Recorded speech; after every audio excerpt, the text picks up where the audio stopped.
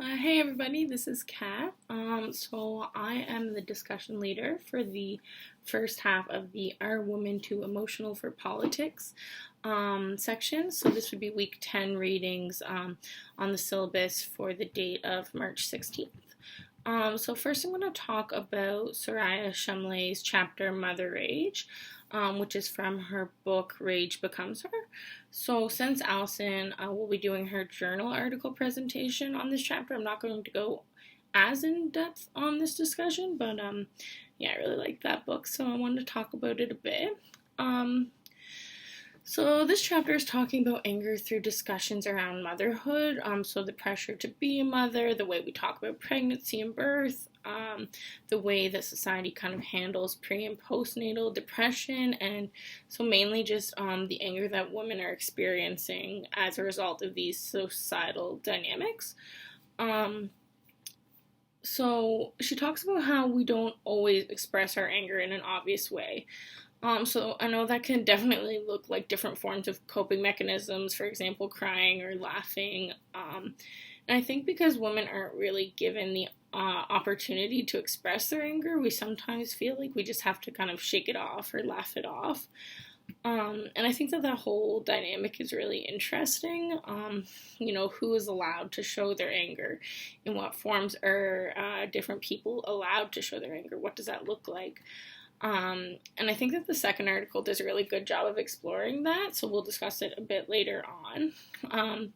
But I just want to share one quote that came to mind when I was reading this. It's a quote I really like from Margaret Atwood. So she says, men are afraid that women will laugh at them, and women are afraid that men will kill them.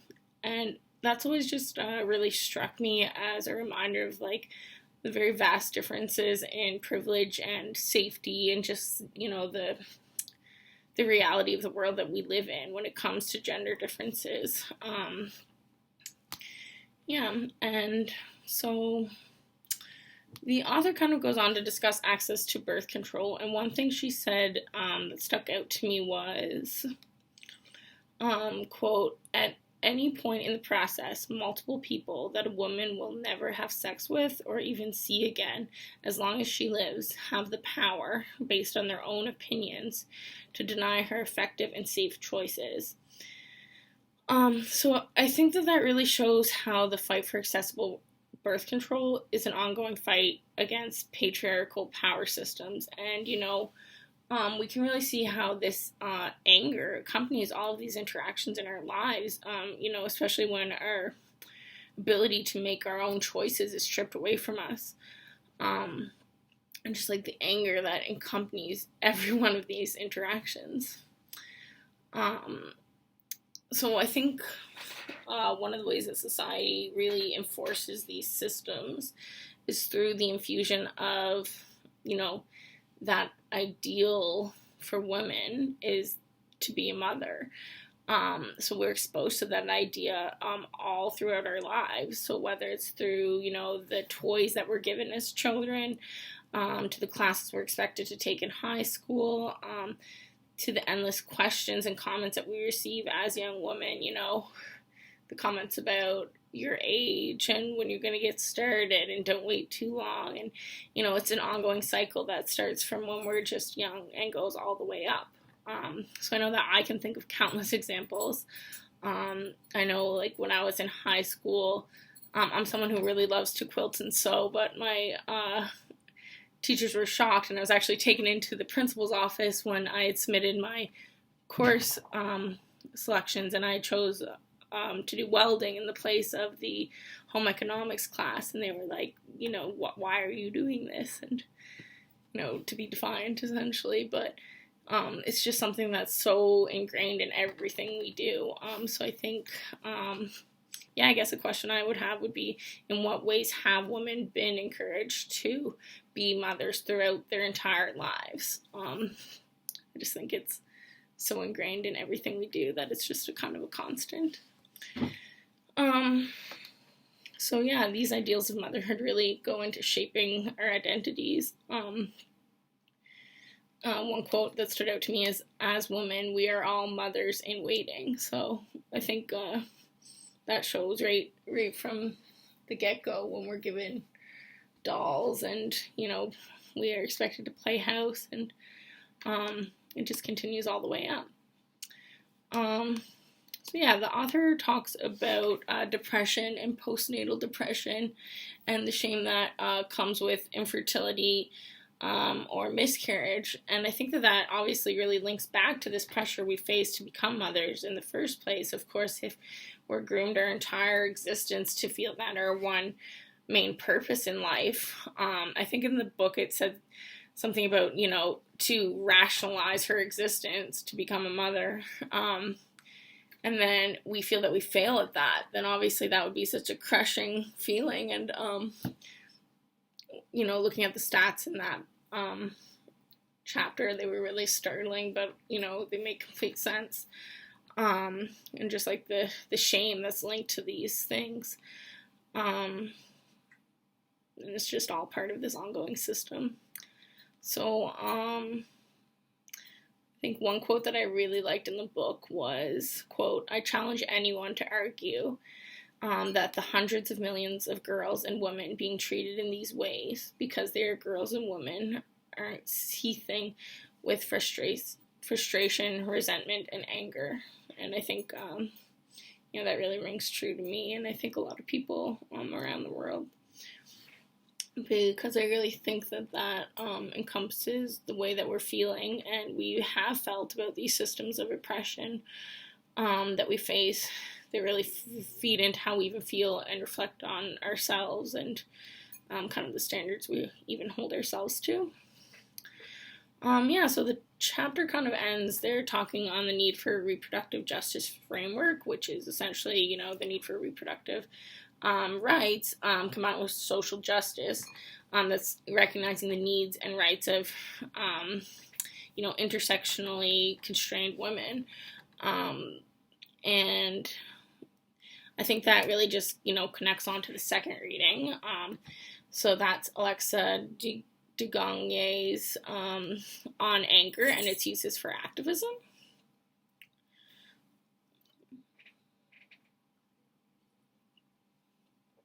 I think that article is really well done. It's an examination on how anger has really mobilized marginalized folks into action and has been used as kind of a fuel for change. So it looks at the role of anger in social justice activism, focusing specifically on contemporary lesbian, gay, bisexual, queer, and trans politics in Canada. So this author really starts off by saying that, quote, "anger has many synonyms." And I think that's important. Anger can be displayed in so many ways, but it also can be interpreted in so many ways. Again, so my question, I guess, is what does anger look like to different people? How do we interpret it when different people are expressing it, and how do we interpret it as individuals? So she says this, which I thought was a really good quote. "Anger often erupts in the face of complacency, exclusions, perceived injustices, inequalities, and outright discrimination and violence emanating from the state and from from civil society." So just like in the last chapter, she's talking about how anger is the byproduct of systems of oppression. And so this article, though, it's really examining the anger of marginalized folks, specifically queer folks and Black and Indigenous folks. So I thought a lot of the really interesting discussion in this article was around kind of how we police anger. So she talks about how policing anger in marginalized folks is another form of control. So we look at anger as a reason to dismiss. Just one second, my cat is...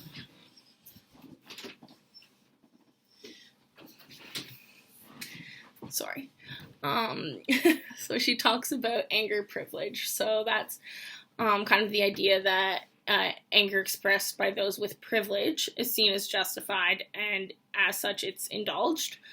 She talked a bit about like the 2016 election, Trump supporters, and we heard a lot of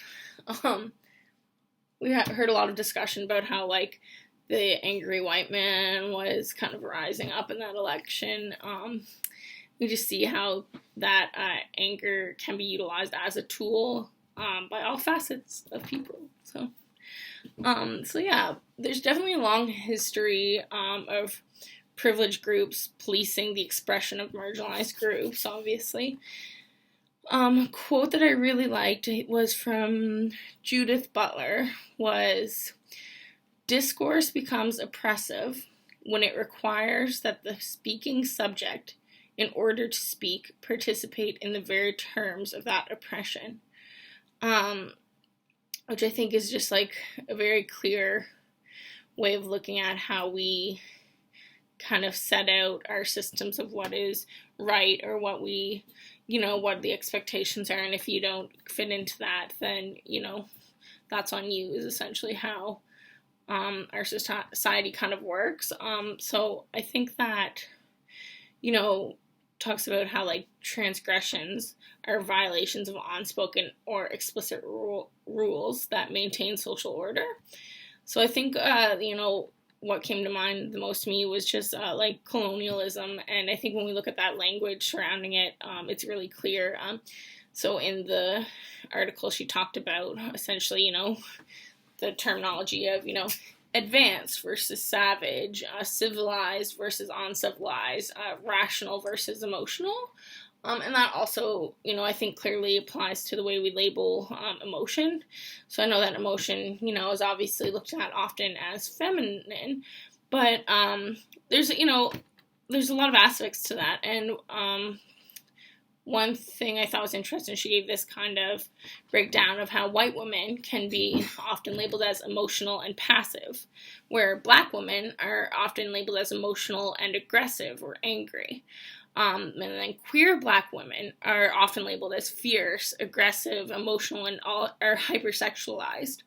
And then queer men are often labeled, there's more of that, association with the feminine, and often labeled juvenile, impulsive, irresponsible, or unable to control their emotions or their sexuality.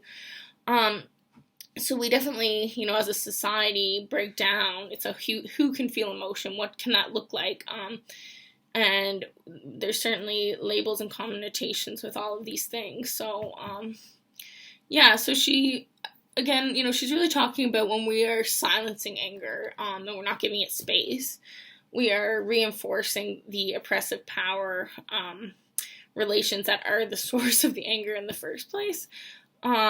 So, the rest of the article is really discussion about how this anger can be utilized, and it has been utilized by the queer community in Canada.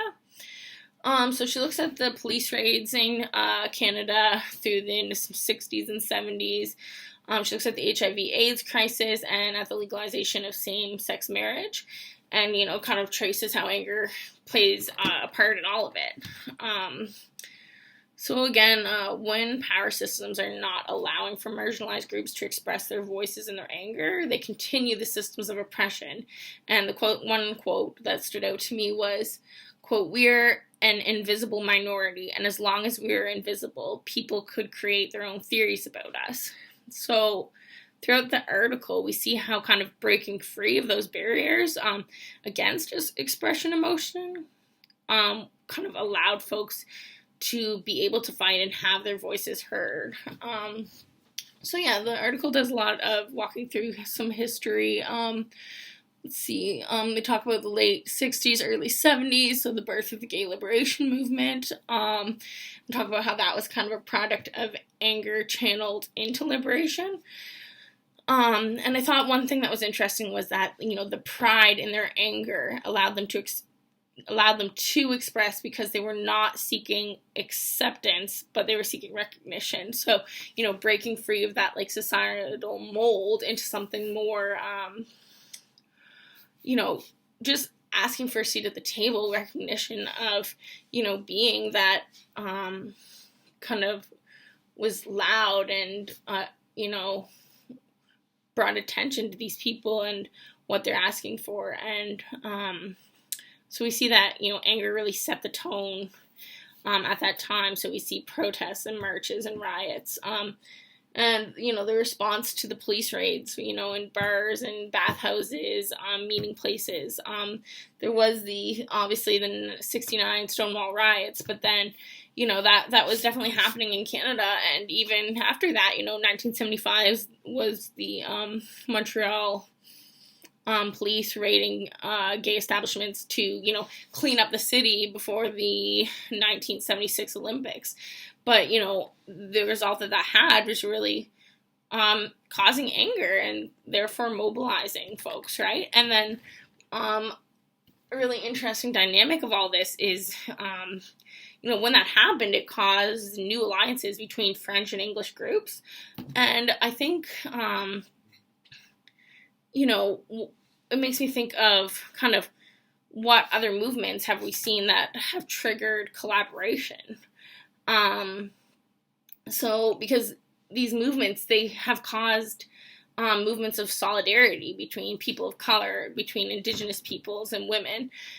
So, I mean, for me, I think a lot about solidarity. I work for the student union, and it's something that I've really heard so much more of and have been much more a part of since coming into this role. And I think, though, that when we have people that are willing to speak out and call out injustices, solidarity is really a key aspect of what strengthens them and really gives them a stage to be heard. So I guess a question that came to mind was, what is the role and the importance of solidarity for you? So what examples of solidarity can you think of that really made a difference in a movement? I mean, I look at everything we do in the student movement, and it's all so tied to solidarity. It's solidarity with other unions, with other students, with marginalized groups across the country, across the world, and I think it all just kind of feeds into each other. So let me see. The author talks about how this movement was pushed forward by a disinterest in social acceptance, and I think that that's really what's important in reclaiming space, breaking free of, the social norm, and just calling for recognition.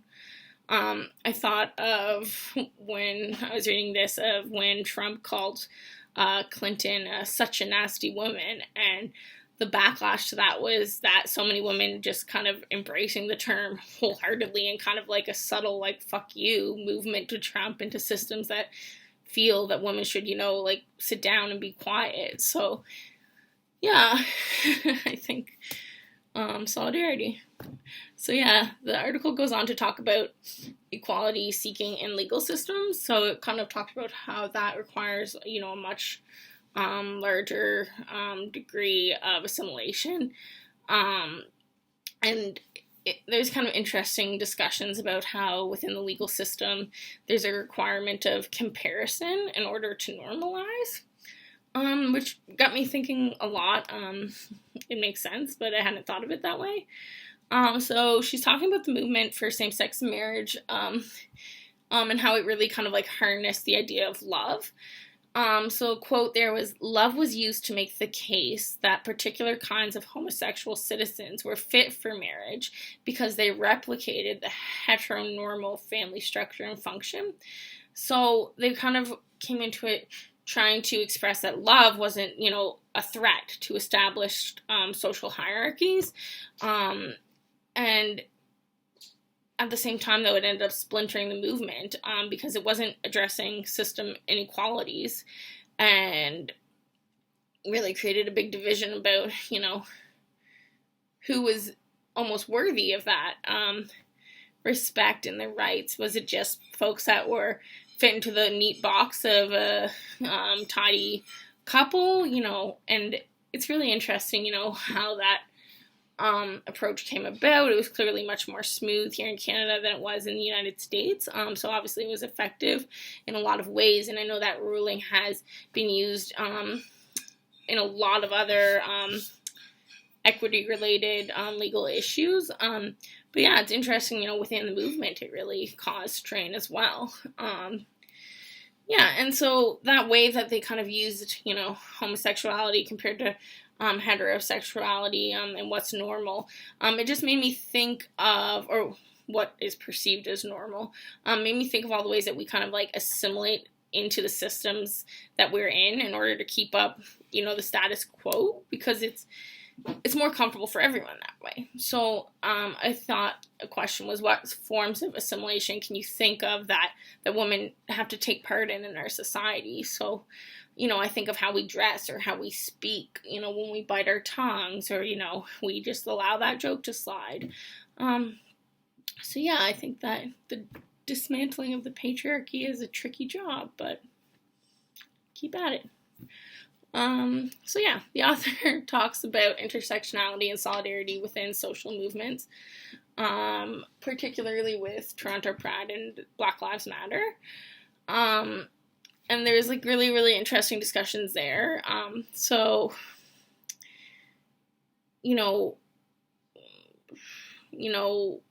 they talked a lot about it essentially like within social movements, how a lot of the anger and frustrations can be directed within that social movement, which I think isn't a bad thing. I think if you're starting to try to create a safe space, then you would naturally have more of these discussions happening. And I think if you are really working towards something, if you're really working towards equality, then you need to be able to have these discussions and build that up. So yeah, obviously when you have like this anger over the dominance of elite and privileged voices, and the prioritization, in this case was on rights-based issues, rather than social justice issues, there's obvious anger there, but that anger is often just dismissed. And again, it's just further marginalizing the voices, from representation and decision making, in the ways that, their anger was sparked in the first place. So, in the 2016 Toronto Pride, they had invited, Black Lives Matter, and, kind of made a big deal about this was going to be their honored guest. And, I think there's like a lot of hesitation, there with, Black Lives Matter if they were going to participate at all, because, Pride has went from something that really, was birthed out of this loud and, aggressive showing of just pride, and, again, born out of anger, and it was led by Black women and trans women and drag queens, and all of a sudden now it's become this really like whitewash, commercialized thing that, really has excluded all these voices. So yeah, when they did end up taking part in the march, they staged a sit-in, and I think that was really cool, like a really brilliant way of drawing attention to their voice. So they had kind of like presented a list of demands, that was, about creating space for Black and Indigenous voices through funding and opportunities, and, even staffing, but largely, removal of police from these spaces, these parades. I mean, you have this ongoing history of marginalized folks being,